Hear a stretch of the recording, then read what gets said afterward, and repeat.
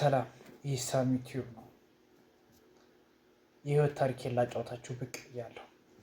ለዩቱብ ቻናል አዲስ ሲሆናችሁ ላይክ፣ ሼር፣ ሰብስክራይብ በማድረግ ቪዲዮን ጀምሩት። የህይወት ታሪኬ የሚጀምረው በ8 ዓመቴ ነው። እናት ለልጆቿ ጥላ ናት ይባላል። የኔ ቤተሰቦች ከኔ ሌላ አንድ ታናሽ ወንድም አለኝ። በአጠቃላይ ሁለት ነው፣ እንዳያጡት ሁለት ነው ስንወለድ። ከዛም ስንኖር እኔ ትምህርት ቤት ሄጄ ስመለስ እናትና አባቴ እየተጨቃጨቁ ሰማሁ። በዛን ጊዜ የ3ኛ ክፍል ተማሪ ነበርኩኝ። ከዛ ምን ሆነው ነው ብዬ በር ስር ቁጭ ብዬ ሳዳምጣቸው፣ ቀስ ብዬ ተቀምጬ ሳዳምጣቸው እናቴ የልጆቼን ህይወት ማስተካከል እፈልጋለሁ፣ ልጆች ወደፊት በስነ ስርዓት ተምረው የተሻለ ደረጃ ላይ እንዲደርሱ እፈልጋለሁ። ስለዚህ እኔ ወደ ውጭ ሄጄ የተሻለ ገንዘብ ማግኘት አለብኝ፣ ለልጆቻችን ለወደፊት እጣ ፋንታ ስትል ለአባቴ ስትነግረው ሰማሁ። በዛን ጊዜ የምሆነው የምገባበት ሁሉ ጠፋኝ። እናቴ ጥላኝ ልትሄድ ነው? ከዚህ በኋላ ምን ልሆን ነው? ማን ሊንከባከበኝ ነው? ሲርበኝስ ማን የሚሰጥ የሚያበላኝ? እናቴ ልትሄድ ነው ብዬ በጣም ከፋኝ፣ አዘንኩ፣ ከፋኝ፣ አዘንኩ እውነቴን። ከዛም አባቴ በጭራሽ አትሄጂም፣ ለምን ትሄጃለሽ? መሄድ የለብሽም፣ ልጆቻችንም የተሻለ ደረጃ ይደርሳሉ፣ ወደፊት እዚሁ ሰርተን እንለወጣለን፣ እንሰራለን፣ እንተጋለን፣ የተሻለ ቦታም እንደርሳለን ይላታል። ከዛ ጭቅጭቃቸው እየጠነከረ እየከበደ መጣ። በዛን ጊዜ እኔ ተነሳሁና በሩን ብርግድ አድርጌው ገባሁ። እማዬ እርቦኛል ምግብ የለም እንዴ ስላት፣ እናቴ እኔን የራበኝ ልጄ እኔን ብላኝ ከዛ ቤት ወጣችና ምግብ ልትሰጠኝ ይዛኝ ሄደች። ከዛም ምግብ ሰጠችኝ፣ አቀረበችልኝና በላሁ። ጭቅጭቁም በዛው ዝም አለ። አደርን፣ ዋልን፣ ቀናቶች አለፉ፣ ሳምንታቶች መጡ። ከዛም ከሳምንት በኋላ በእሮብ ቀን 12 ህዳር 12 ላይ እናቴ ወንድምህን ተንከባከበው፣ እኔ ለትንሽ ጊዜ አልመለስም፣ አደራ ልጄ ብላኝ ሳም አርገኝ ግንባሬ ሄደች። እንደሄድኩ ግን ለማንም እንዳትናገር አደራ ልጄ ብላኝ ሄደች። ከዛ እሺ ብዬ እኔም እናቴ ወዴት ነው የምትሄጂው ስላት፣ አይ ስመለስ እነግርሃለሁ ልጄ፣ ለስራ ነው የምሄደው እና ስራዬን እንደጨረስኩ እመለሳለሁ አለች። እኔም እሺ እናቴ እሺ፣ እንዳትቆይ ግን ቶሎ ተመለሺ አልኳት። ከዛ እያለቀሰች ሳም አረገችኝና ሄደች። ግን ለካ እናቴ ለብዙ ዓመታቶች ጥላኝ እንደምትሄድ አላውቅም ነበረ እኔ በዛን ሰዓት። እሷ ለካ ጥላኝ የምትሄደው ወደ ሩቅ ሀገር ነበር። አይ ልጅነት እኮ ከባድ ነው። ከዛ እናቴ ይህን ያለችኝ ጠዋት 2 ሰዓት አካባቢ ላይ ነው።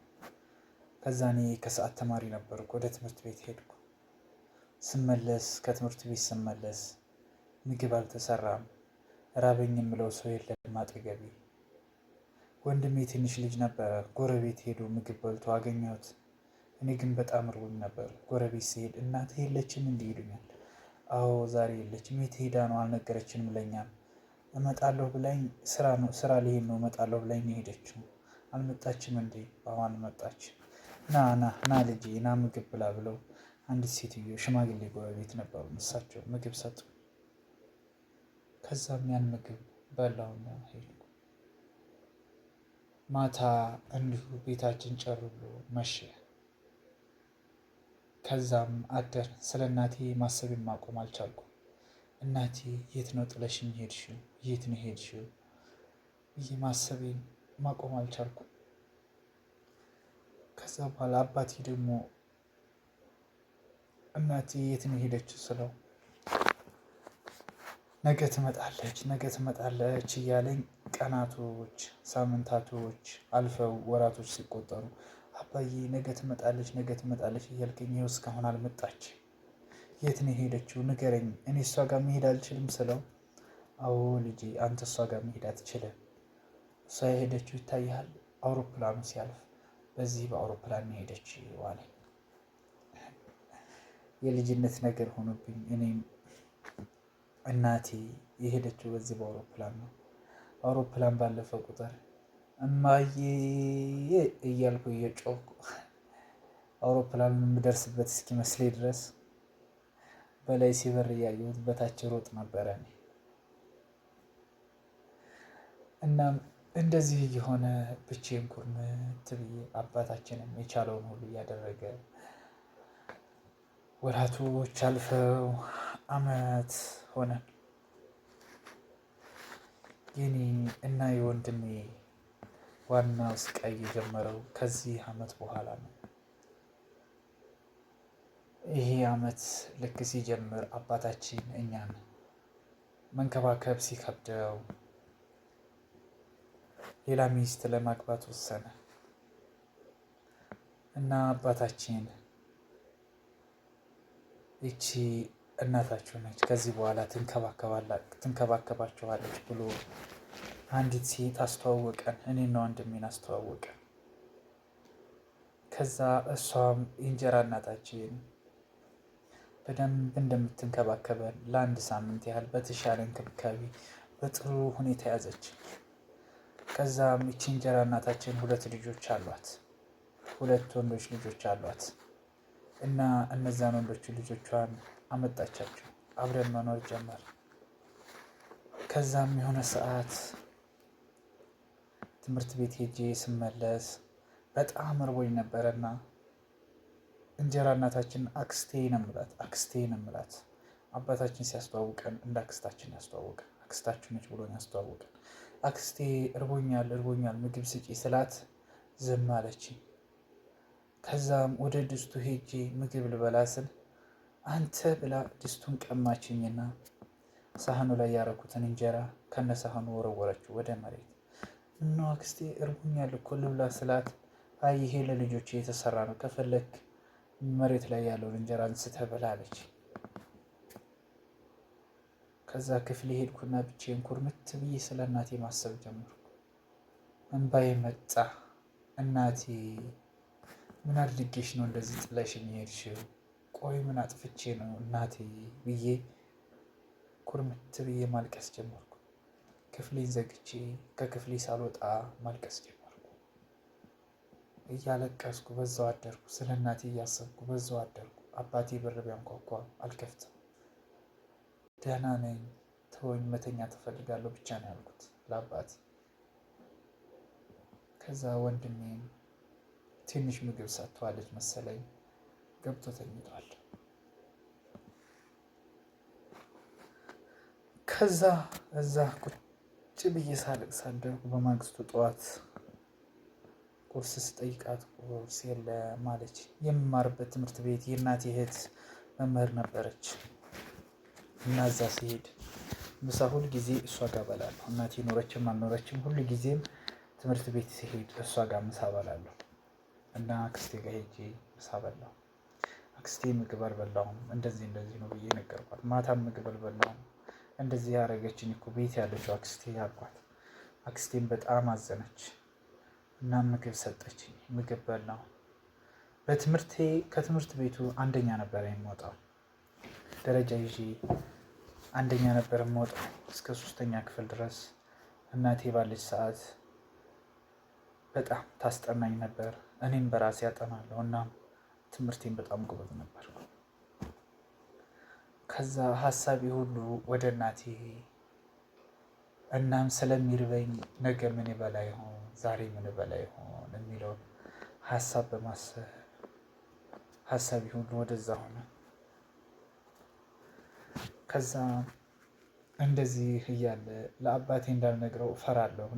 አባቴና አክስቴ ይጣሉብኛል ብዬ መፍራት ጀመርኩ። ከዛም አልፎ በማግስቱ ጠዋት ተነስ ተነስ ተነስ፣ እቃ ጠብ፣ ቤት አጽዳ፣ በቃ ማለት ታዘዘው ስራ የለም። ሁሉም ነገር ከአቅሜ በላይ ሆነብኝ። በጣም ከበደኝ። ምግብ አትሰጠኝም። ረሃብ ይርበኛል፣ በጣም ይርበኛል። ረሃብ እየበረታብኝ ሲመጣ ከዛ እኔም ከዕለታት አንድ ቀን ወደ ስኳር ለመስረቅ ወደ ስኳር እቃው ገባሁ። በጣም እርቦኝ ስለነበረ የስኳር እቃውን ሙሉ ቅሜ ጨረስኩት። እናም ለአባቴ ነገረችው። ልጅህ ሌባ ነው፣ እንደዚህ አድርጎ የስኳር እቃውን ሙሉ ቅሞ ጨረሰው ብላ ነገረችው ለአባቴ። አባቴም አስገብቶ አንድ ቤት ውስጥ ተዘግቶ በደንብ አድርጎ ገረፈኝ፣ ቆነጠጠኝ። እስኪወጣልኝ ድረስ ከማስበው በላይ የተገረፍኩት በህይወት የማይረሳው ቀን። ከዛም እንደዛ ተገርፌ ወጣሁ። ከዛ ዝም ብሎ አስወጣኝ። እስኪወጣልኝ አልቅሼ ተገርፌ ከዛ ቤት ውስጥ ሲወጣ ዝም ብሎ አስወጣኝ። ዝም በል ብሎ ዝም ብሎ አስወጣኝ። አባቴ አማራጭ የለኝም፣ ዝም አለ።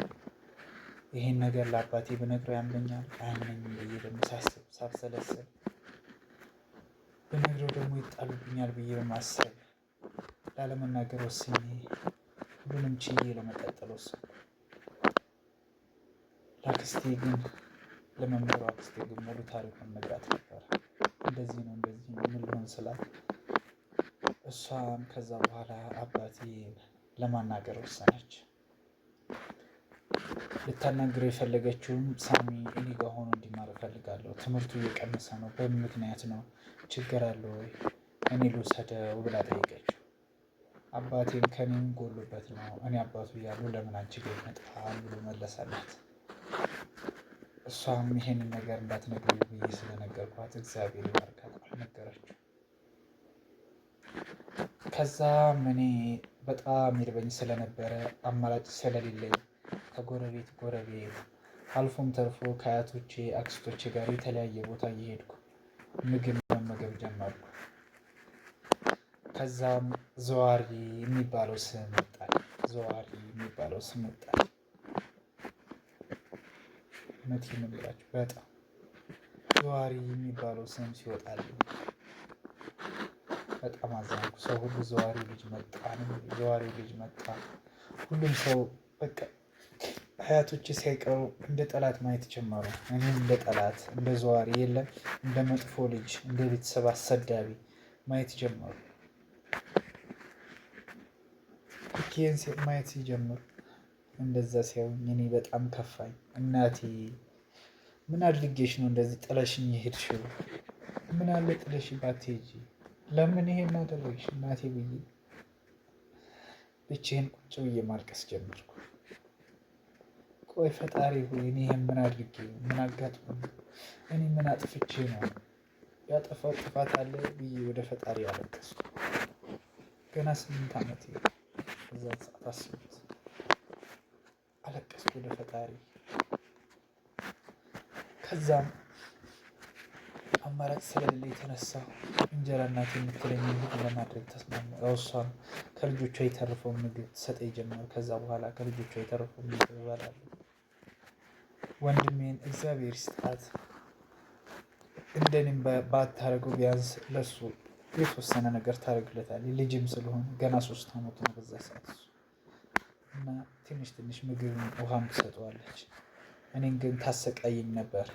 ቆይ ምን አድርጌሽ ነው በዚህ ልክ ለምንድን ነው የምታሰቃየኝ ስላት ይሄን ነገር ለአንድ ሰው ትንፍሽ ብትል ከዚህ በላይ ነው ማሰቃይህ እያለች ታስፈራራኝ ነበር። ከዚህ በላይ ነው ማሰቃይህ። እናትህ ውጭ ሄዳ የለ እንዴ? ለምንድን ነው ብር የማትልክልህ? ለምንድን ነው ለእናትህ ብር ላኪልኝ የማትላት ትለኝ ነበር። እናቴ አትደውልልኝም እኮ እናቴ እኮ ውጭ ሄደችም አላውቅም ወይ ወደ እሷ ጋር ላኩኝና እሷ ጋር ሄድላታል።